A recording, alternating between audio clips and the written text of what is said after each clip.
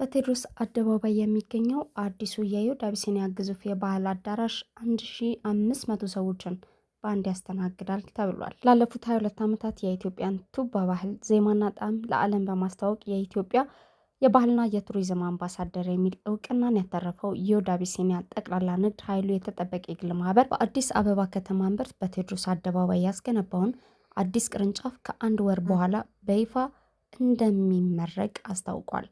የይሁዳ አቢሲኒያ መስራችና ባለቤት አቶ ትእዛዙ ኮሪ እንደገለጹት ቦታውን ከአዲስ አበባ ከተማ አስተዳደር ተረክበው ለአገልግሎት ዝግጁ ለማድረግ የፈጀው 33 ቀናት ብቻ ነው ብለዋል።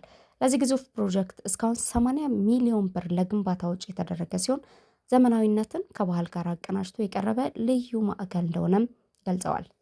አዳራሹ በአንዴ 1500 ሰዎችን የማስተናገድ አቅም ያለው ሲሆን የመመገቢያ ስፍራው ብቻ 1200 ካሬ ሜትር አርፏል።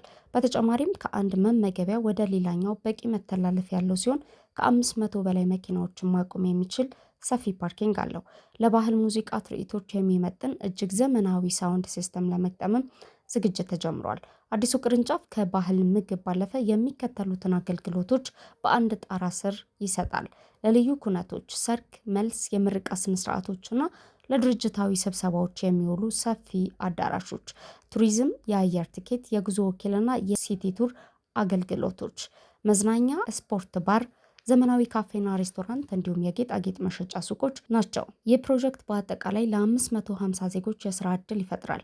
ለባህል ምግብ ቤቱ ብቻ ከሚያስፈልጉ 250 ሰራተኞች መካከል 75 በመቶ የሚሆኑት ተቀጥረው ስልጠናና ስራ መጀመራቸው ተገልጿል። ተቋሙ በባህል ምግብ አዳራሽ፣ በዓለም አቀፍ ሆቴል፣ በአስጎብኝና የጉዞ ወኪል፣ በባልትና እንዲሁም በቡናና ካፌ ዘርፎች ተሰማርቶ ይገኛል።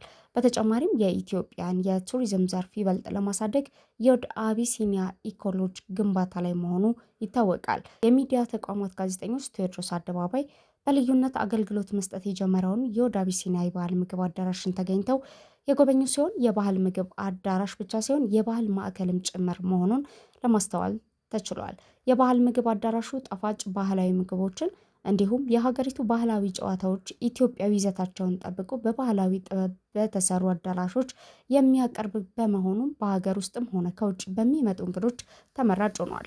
ላለፉት 22 ዓመታት በተለያዩ ወቅቶች ወደ ሀገራችን የመጡ በርካታ የሀገራት መሪዎችን፣ ዲፕሎማቶችን፣ የዓለም ታላላቅ ሰዎችን፣ በሺዎች የሚቆጠሩ ቱሪስቶችንና ኢትዮጵያውያን እንግዶችን ተቀብሎ በፍቅርና በአክብሮት ሲያስተናግድ የቆየው ይሁዳ አቢሲኒያ በቀጣይም በሀገራችን ለሚከናወኑ ታላላቅ እውነቶች ሙሉ አገልግሎት ለመስጠት ከወትሮ በተለየ አኳኋን መዘጋጀቱን የስራ ኃላፊዎች ተናግረዋል።